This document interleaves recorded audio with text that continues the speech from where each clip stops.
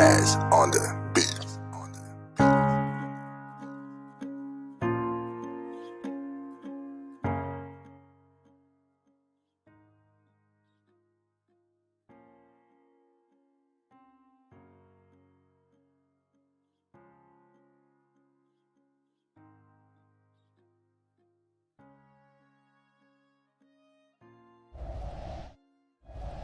Right now on Brooklyn News Live, we will begin with the breaking news, the death of Dolly Parton. We're covering it all now. We'll be with you here. We're also following right now the Lindsay Clancy trial happening. We're going to bring you updates on that coming up later this hour. You are watching Brooklyn News Live.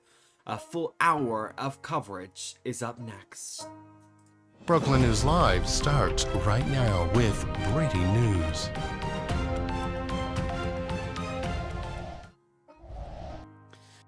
That breaking news out of Nashville, Tennessee. Thank you for joining us on this special edition of Brooklyn News Live. It is Tuesday, August 25th, time now 2:03 p.m. Central Time, and there is a lot of news happening today, but the big story that we are tracking this hour is the death of Dolly Parton, who is the voice, the smile behind some of the most beloved songs in American music history. And she's died at age 80.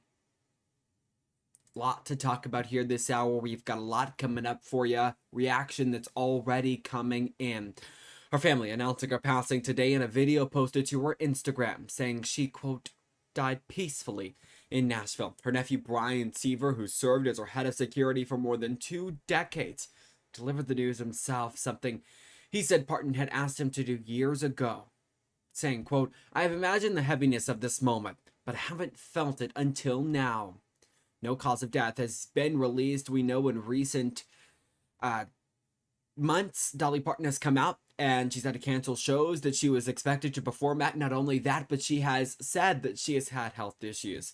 We want to play the message that her family released in its entirety here on Brooklyn News Live. This is, again, her nephew, Brian Seaver, releasing this message earlier today. Take a listen. Hey everyone, my name is Brian Seaver, son of Cassie Parton, and I'm representing the Parton and Owens family today, announcing the passing of my Aunt Dolly Rebecca Parton Dean, sister, sis, Aunt Granny to one generation and Gigi to the next. This video announcement is something Dolly asked of me years ago, before I fully absorbed it as a future reality. As her head of security for more than 2 decades, a role my father Larry held before me, I have imagined the heaviness of this moment, but haven't truly felt it until now. It is an honor that is mixed with absolute pride and great sadness. But sadness lies with us, not with Dolly. Dolly has lived in the light and is in the arms of Jesus, surely met by Carl, her parents, and countless others who have watched her and longed for her to meet them in the heavens. I first went on the road with Dolly as a kid, getting a taste of the road life in the early 1980s. Dolly opened doors not just for me, but for her entire family to reach the potential we didn't even know was possible. Dolly also opened doors for generations of singers, songwriters, musicians, and dreamers from every walk of life and across every continent. By her example, we believed that anything was possible. She never saw a door she couldn't open, and the doors she opened made and changed history. My family and I have shared a lifetime of beautiful memories with Dolly, but so have you. She has always been on your television, your record player, your CD, and on your phone playlist, becoming an extended part of your family whether you liked it or not. Our family and the team she has entrusted with her legacy will work diligently to ensure her spirit will live with us forever. Dolly was a farmer, just like her daddy. He farmed the soil, she farmed songs and happiness. Dolly called me and said she wants to rest in a beautiful bed of plush cotton because after a life wearing heavy rhinestones, she finally deserves to be comfortable and have some rest. Rest in peace, Aunt Dolly, Aunt Granny, Gigi. May God bless Dolly Parton, and may God bless you all. She will always love you. I will always love you. The message that Dolly Parton gave so many times. You also heard that after a life of rhinestones, she says she wants to be buried in cotton. Of course, over a year ago now, her husband since I would say the late 1900s. I don't have the exact date here in front of me. But Carl Dean, he died nearly a year ago. And there you go. You see Dolly Parton. We have some messages that we're going to share with you here coming up in just a few moments. But we also want to note that we are getting a live look right now at some messages that appear to be written to Dolly Parton at the Country Music Hall of Fame right now in Nashville, Tennessee. This live look coming to us just a few moments ago. So we're watching it as thousands of people, I would argue millions of people that knew Dolly Parton now paying their respects to the late woman. Now, we noted in the beginning of the hour that she did struggle with health issues. We knew that was one of the difficult stretches that Dolly Parton had faced in her life, and she had opened up with their fans about that in recent months. She even had to abruptly cancel a Las Vegas residency show, that all happening back in May this summer, revealing she'd been dealing with recurring kidney stones and issues with her immune and digestive system for years. Now, as of Friday, she told People magazine that she was, quote, dealing with some health issues, and sources had told TMZ at the time that she was admitted to Vanderbilt University Medical Center early Friday morning with kidney and autoimmune complications. Again, we don't quite have the specific details or the cause of her death. Again, 17 months after losing Carl Dean, her husband of nearly 59 years, who died in March of last year. So there you go. There's the exact information there of her husband, again, dying now over a year ago. So, she was born back in 1946.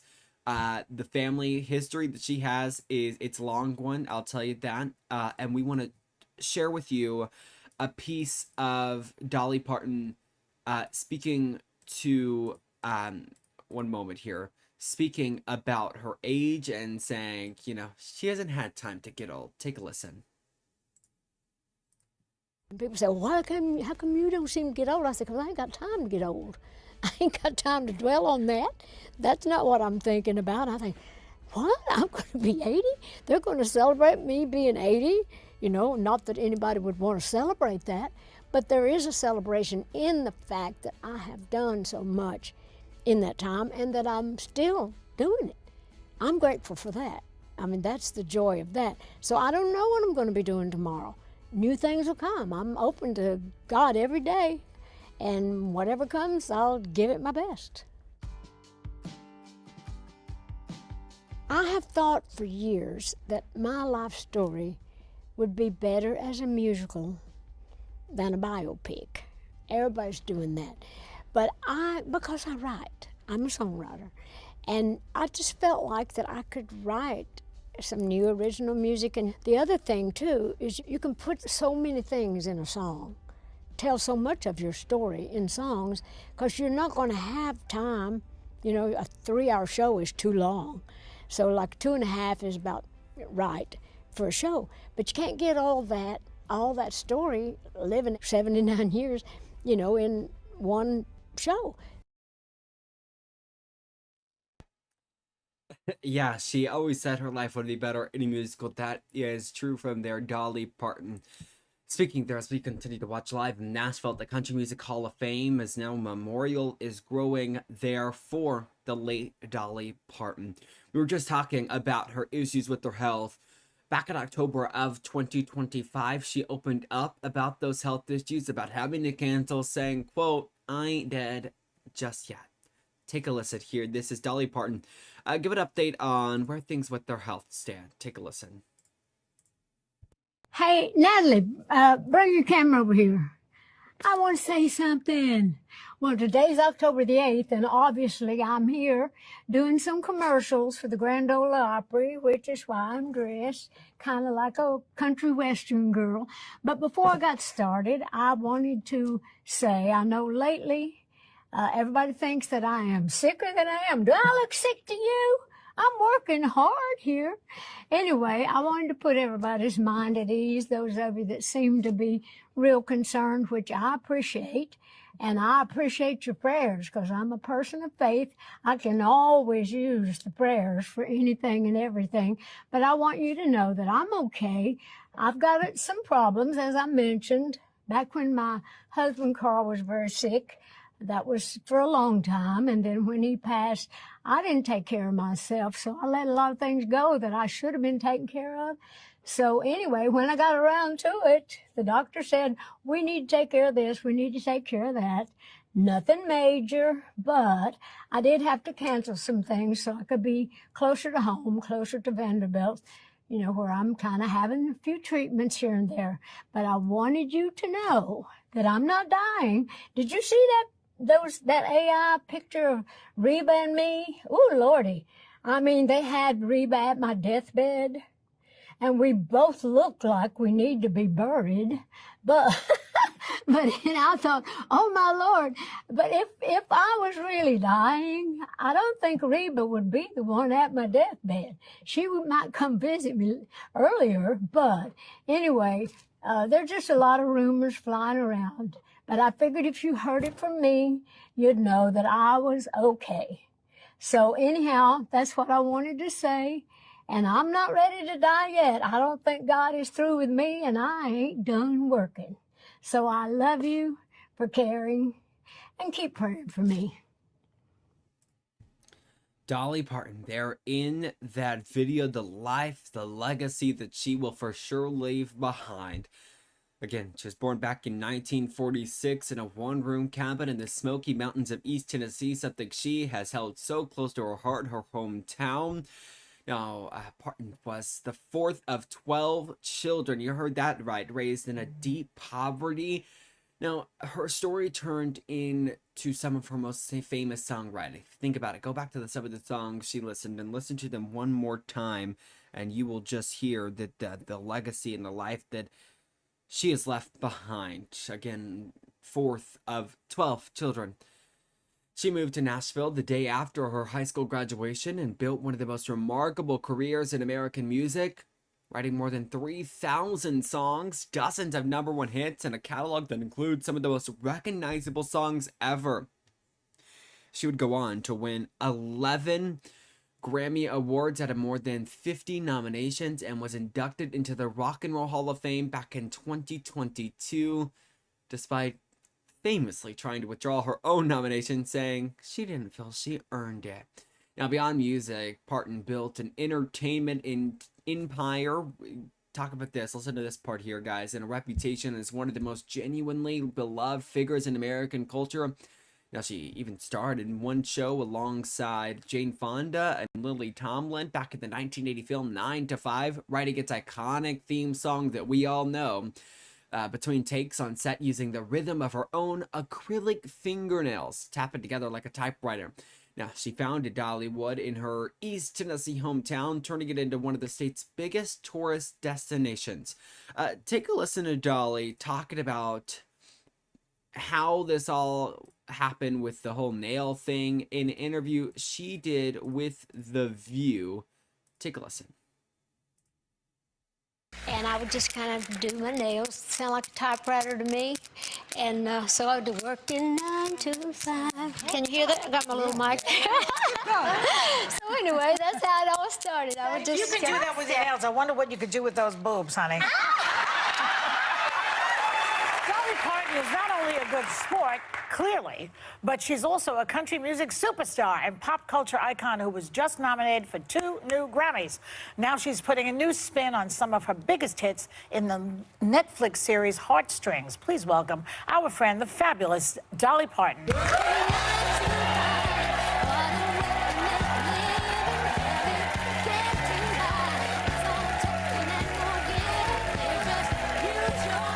Dolly Parton there, you heard there in that interview from 2009 with her iconic, the rubbing of the nails together, the acrylic nails to sound like a typewriter to make that iconic song. And you just heard the iconic song there. Again, this was an episode on The View several years ago. Again, she turned her hometown in Tennessee to one of the state's biggest tourist destinations and a major local employer. And through her imagination library, she sent more than 250 million free books to children around the world. That began back in 1995. So her work to not only help communities, but to help the nation that she lived in, to help the community that she lived in, to help the world that she lived in, began way back in the day. Now, that program, the Imagination Library, started in honor of her own father, who never ended up learning how to read. So you just hear the sadness there. Now, tributes have already been pouring in. We were watching this live shot from Nashville, Tennessee, as live in the Country Music Hall of Fame in Nashville, where tributes are beginning to pour there. We are also getting some new statements, including from the president and then Reba McEntire. We want to show you this one. This is from the president. Take a look at this. Give us just 1 second here. If you're watching on the air, we're going to pull up the statement for you from the president, which he posted onto True Social, saying, quote, "Very sad to report that Dolly Parton, one of the greatest country singers and far beyond ever, has just passed away. This is a true loss for millions." The president got one part of this statement right, saying there has never been anyone like her and never will. In her honor, I am lowering the American flag throughout the United States for a 1-week period beginning tonight at 6 p.m. Rest in peace, Dolly. The world loves you, President Donald J. Trump. And that is not the only statement that we are getting in, because we are also getting in a statement from Reba McEntire. We want to read this to you as well here as you again continue to take a live look at the Country Music Hall of Fame in Nashville. Reba McEntire in a statement saying, quote, "Well, I just got the news that my buddy Dolly passed on the higher and greater side. Dolly, thank you for all the wonderful things you did for us here on earth. Your love, your music, and you gave so much with your huge heart. There will never ever be another you. We will remember and cherish every memory and every note you played and sang. Thank you, Lord, for Dolly. She's gonna have a blast in heaven, singing all her favorite songs with all her family and friends who have gone on before her. I'll never forget the first time I met you, and I'll never forget our last conversation. I hold it with love in my heart. I will always love you." Again, Dolly Parton passing away today at age 80 in Nashville. There are reports that she was seeking help at a hospital. We don't quite have that information confirmed, and there is no cause of death yet to be released. Again, Dolly Parton passing away at age 80. We got a lot to talk about, a lot more coming up for you as we remember the life and the legacy left behind of Dolly Parton. Brookland News Live returns right after this.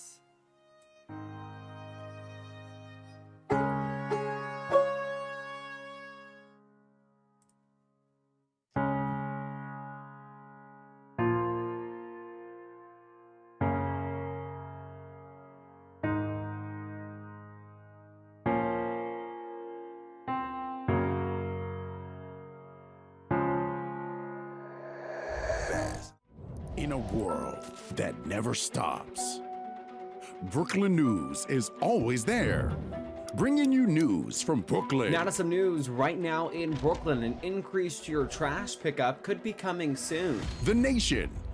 We're going to start first right now with the breaking news and the information that we know. And the world. In the meantime, though, we do want to get to the latest on the war in Iran. Follow Jackson Mitchell and Brooklyn News.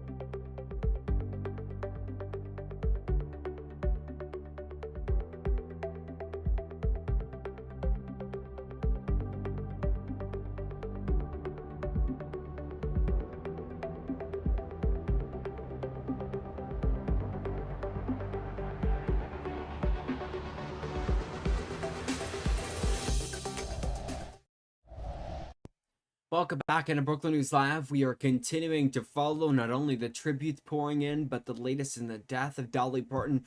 Again, today, her nephew announcing the death of her at age 80, also the head of security. Again, as we noted a few moments ago, that she had a long struggle with health and had to cancel even a Las Vegas residency a few months ago. We are continuing to get in more information and more reaction following her death, including from the Grand Ole Opry, who is releasing a statement which reads, quote, "It is with the heaviest hearts that we say goodbye to a true country icon, Opry member Dolly Parton. There is no doubt Dolly's mark on the world and on us here at the Grand Ole Opry will be deeply felt for generations to come. She taught us to always lead with kindness, generosity, and compassion. May her legacy live on through her songs, the lives she touched, and the countless artists she inspired. We will always love you." And I think that message from the Grand Ole Opry is a message millions are also thinking. The heart that Dolly had, the way she spread her kindness throughout this nation is unmatched, not only throughout this nation, but throughout this world. Going back to even her Imagination Library, which was founded after her father, who couldn't read, never learned how to read.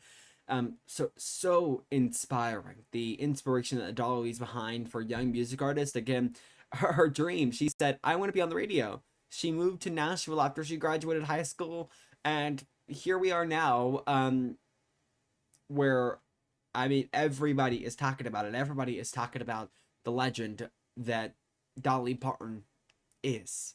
So, lots still to talk about as we remember Dolly Parton. We're going to continue to bring you reactions throughout the hour as they come into us live here on Brooklyn News Live. We'll bring those to you when they come in. We're going to sneak in a 1-minute break. When we come back, we are talking about this trial right here. We've been following it all week, and that is the Lindsay Clancy trial. We'll bring you the latest update on that when we come back. We're back here in just 30 seconds. She was upset at Spalding Hospital.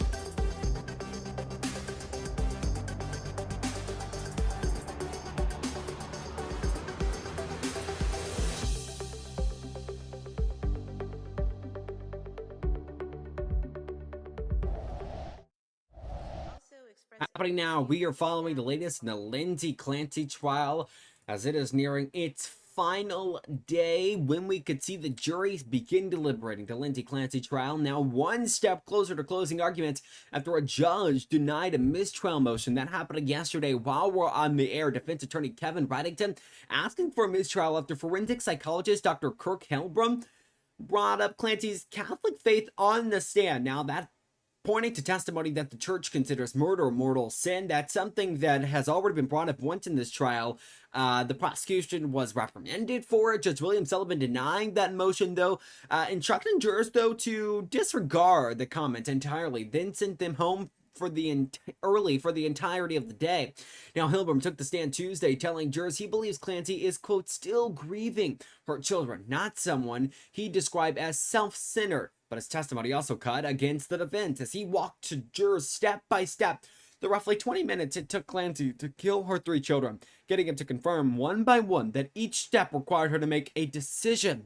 Prosecutors say that supports their argument that she acted deliberately, not in the grip of uncontrollable psychosis.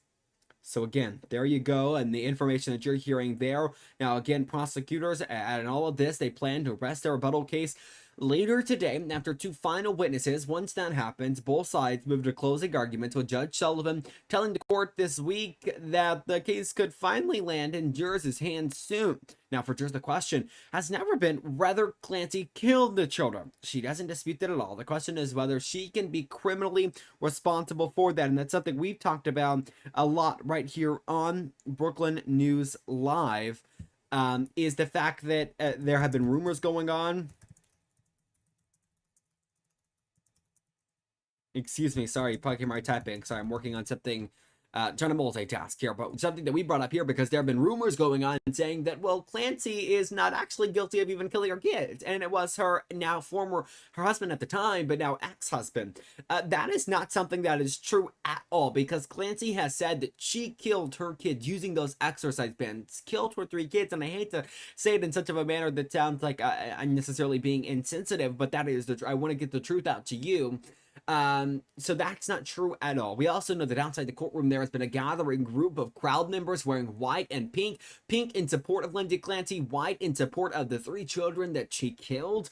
Right now on the stand, Dr. Gregory Sathoff, I hope I'm pronouncing that correctly. He's the FBI forensic psychiatrist. He's been on the stand for quite some time now. We want to continue to listen again for the remainder of the hour. We'll see. Maybe something will happen as we were on the air. Maybe we'll get some more details in a timeline of when this could be in the juror's hand, when a charging conference could be held as well. Let's take you back live into the courtroom.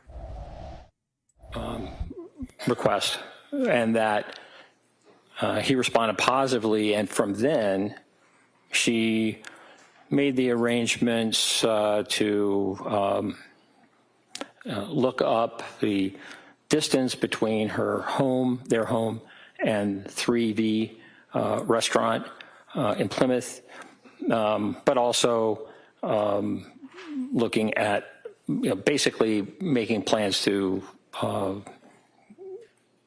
have the food ordered. And she had texted her husband ultimately and asked him about, to tell her what order to make. And so in looking at the record, it was really reversed. Instead of starting with asking her husband, what would you think about takeout? How about getting takeout?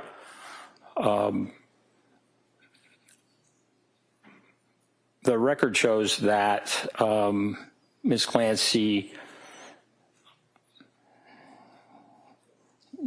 did a lot of searching prior to that in terms of 3V, the distance, and the like. So there were a number, getting information prior to requesting a text, sending a text to her husband. And in the text, rather than saying, what would you think about takeout, getting takeout, she said, how about getting takeout at 3V? I am, it's been a long day, et cetera. And so this reversal, in terms of what she told me, and what actually we see in the collateral, I thought was significant. How so? Well, she told me that the only restaurant that she could remember about getting takeout was 3V. And Patrick told me that they had never gotten takeout from 3V. He named West End Grill and Chestnut Grill as places that were in Duxbury and close by that they liked and that they often got takeout from. They had been to 3V and they liked it. They had gone as a family, but they had never gotten takeout there, takeout from 3V. And so presenting not just the idea of takeout, but how about 3V? And she had already done lots of checking about distance and the like. I thought was inconsistent. What I saw from the record was not what she told me in terms of the order in which she made those decisions. And And so I saw that as being significant. And was there a similar scenario with the request of Patrick from the defendant to also go to CVS? Yes. And so what was the difference between what she told you about the plan to go to CVS and, or what she told Patrick, and what she had done in terms of research? Well, the research for, I think it was Miralax, which was suggested for Cora's constipation. They had had an appointment that morning in pediatrics, and this was suggested that the Miralax and CVS was something that Ms. Clancy looked into sometime after 4 o'clock, but not long after 4 o'clock, and well before she contacted her husband. But that she did not communicate to her husband the importance of picking up Miralax at CVS, who she had called, until really right before he left. So he had planned on going to 3B, driving to 3B, almost 6 miles, to get the takeout. And then she also added on that other errand right before he left. And so was it significant to you that she had researched the Miralax and looked into CVS an hour before, but just added that that part of the errand on right before her husband left? Yes. And why? Well, it lengthened the trip. It added one extra obligation for Patrick, and that would make for a longer time that he was away. And moving along in your analysis, you discuss Ms. Clancy's suicide attempt, and you say that it was serious, but required sequential decision-making. Is that correct? Can you just repeat that? I'm sorry. Sure. In your report, you describe Ms. Clancy's suicide attempt as serious, correct? Correct. And you also state that it required sequential decision-making. Is that correct? Yes. Can you talk a little bit about why you found that it was serious and how you found that it required that sequential decision-making? Well, I think in looking over her records previous to that day, 24 January, she had contacted Aspire twice, a suicide hotline, and spoken to them. And really, as I recall, since early December had been speaking about suicidal ideation. So this was something that that was significant for her. There was, of course, an assessment that in the emergency department that on the 15th of December. So you look through the record and that you do see that she was concerned about self-harm and suicidal ideation. If we look at the actual day after the children were killed, or after the children were strangled, Callan was still living at the time that EMS arrived.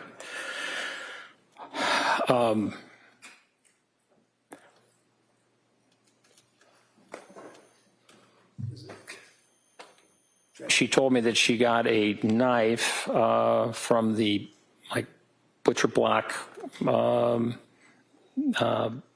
the kitchen, and then went upstairs and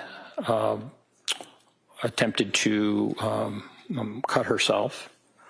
That she also took pills or took an overdose. And I asked her about that, really trying to understand. Objection as to what he was trying to understand. No, overall. really to try and understand how she accomplished the overdose, because if you're swallowing lots and lots of pills, that can be difficult. And so how many times, how many handfuls of pills did you take, or whatever? And then she told me that she had slashed the screen and dove out of the window. Doctor, if I could ask you a question. In terms of taking the pills, what did Ms. Clancy tell you about how she took the pills? I'm sorry? What did Ms. Clancy tell you about how she took the pills?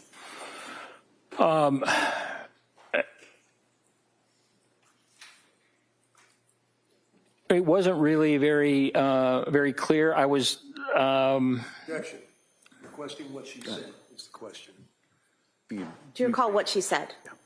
I'm sorry? Do you recall what she said about taking the pills, whether she took handfuls or did something else? Oh, she did not say that she took handfuls. She did not describe the overdose in any specific terms. Did she tell you anything about crushing up pills? Objection. Leading question. It's already been answered. Next question. Did she give you any other information about taking the pills? No.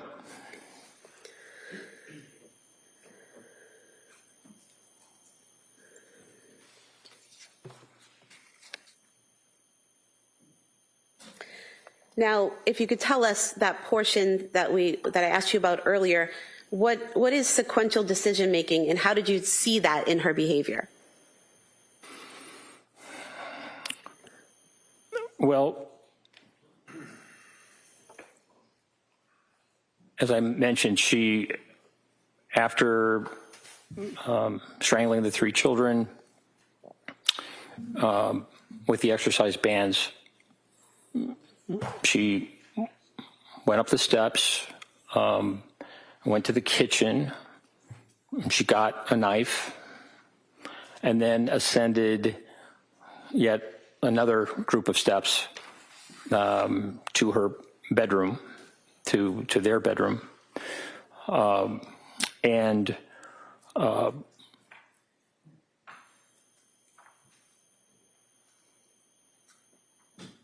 described the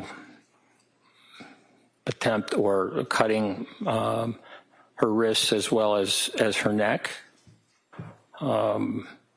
and also described the overdose in barely, it was just hard for me to get a good idea about how specifically the overdose occurred, what she did, but she omitted some things that I thought were significant. And what things did she omit that you think were significant? Well, she omitted the fact that she had actually crushed the pills. And I found that to be, quite significant. And how did you learn that she had crushed the pills? I learned after interviewing her husband, Patrick, and he went through that evening and talked about coming to the home and the like, and mentioned that on the bedside table there was a wine tumbler with powdered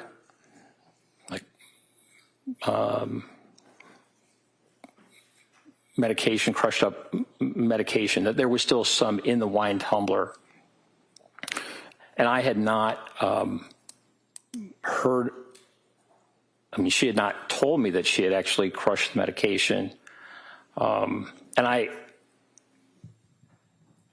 know that in Dr. Resnick's report, and also in what Lindsay Clancy told me, that she had lemonade in that wine tumbler when she took the overdose.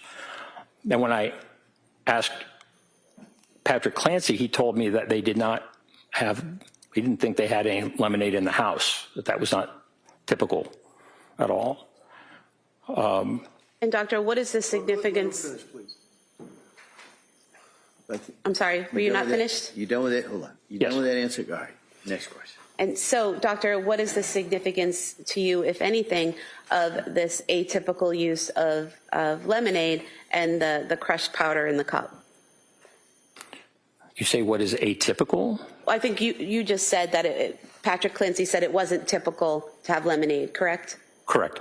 So is there any significance to you to the fact that there was lemonade in the cup and that there was powder residue in the cup? Or straight that, was there any significance to the fact that Lindsay Clancy told you that there was lemonade in the cup and that Patrick Clancy saw powdered residue in the cup? Yes, it made sense that lemonade would be in the cup if you're trying to take an overdose of medication that you've crushed, just because of the bitterness that these pills have. So that made sense. I asked her more about the lemonade, and she told me that it had been in the wine tumbler from the night before.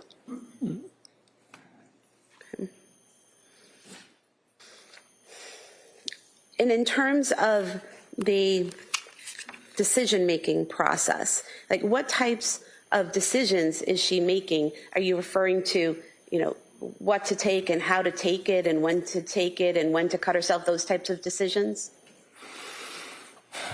Well,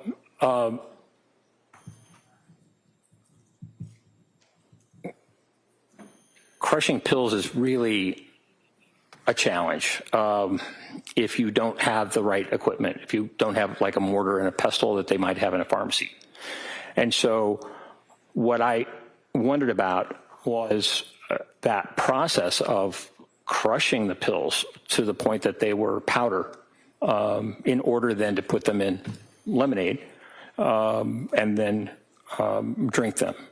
And so that is, to crush pills, significant number of pills into fine powder is not an easy thing to do, particularly if you don't have the right equipment.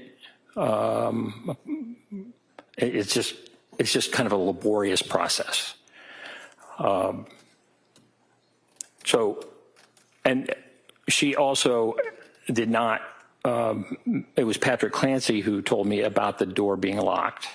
And she told me she did not recall locking the door.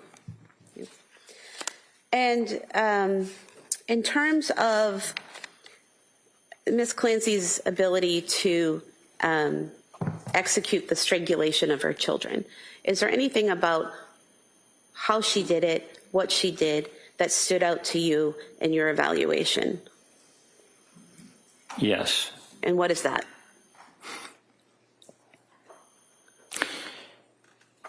Ms. Clancy told me that she, after the phone call with her husband, she returned the call, that was when she took Dawson down the steps into her husband's office to strangle him. And I asked Ms. Clancy about what she remembered about what she said to Dawson to get him to go down the steps and leave, his sister and brother upstairs. And was there resistance, verbalization, et cetera, crying? And she said she could not recall that. She could only recall bringing him down the steps and then strangling him. And then she repeated that. The next child was Cora, that she went back upstairs and did not recall how she got Cora down the steps, how Cora came down the steps, but then brought her into a different area, kind of a living room area in the basement, and strangled Cora And then lastly, that she went up to get Callan. And I asked her, I said, where was Callan upstairs? And she said, well, maybe in a playpen, often, she said she couldn't really remember, but then bringing Callan down. And he was the last child to be strangled, all during this time where this voice is over and over again saying, this is your last chance. You have to kill the children before you kill yourself. Doctor, is there any significance to the fact that this voice is telling her to kill the children, but not telling her how to kill the children? Yes. And what is that?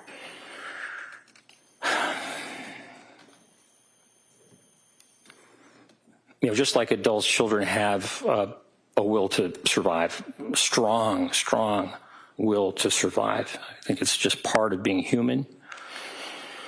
And so I know that Dr. Resnick described Ms. Clancy as acting as if she were a puppet, but the children are not puppets. And just in looking at the Cape Codder video where Ms. Clancy is holding Callan and Dawson and Cora are there, I mean, they both are active. They can walk, they can run. And so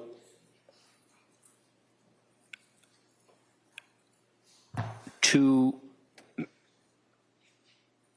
make the determination about I'm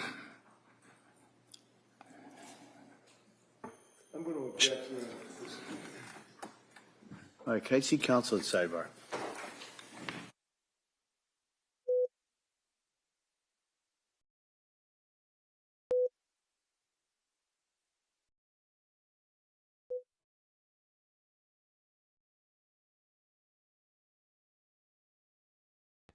Okay, it looks like a sidebar is happening right now. What that means is the judge has called for the attorneys on both sides, the prosecution and the defense, to come up to the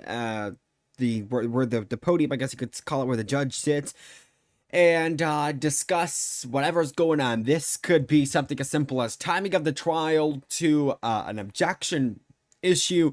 Usually, I'm assuming as we are approaching kind of the end, assuming here, so put what I'm about to say, take it very lightly, but it's about timing. How much longer are you going to go with this witness? What are the plans here so we can work around when to send the jury home? Of course, it's 3:49 there, so the jury will be going home very soon. Could be going home after this. We'll have to see what exactly happens here. We're going to sneak in a quick break live here on Brooklyn News Live. When we come back, we've got more of the Lindsay Clancy trial. Stick with us.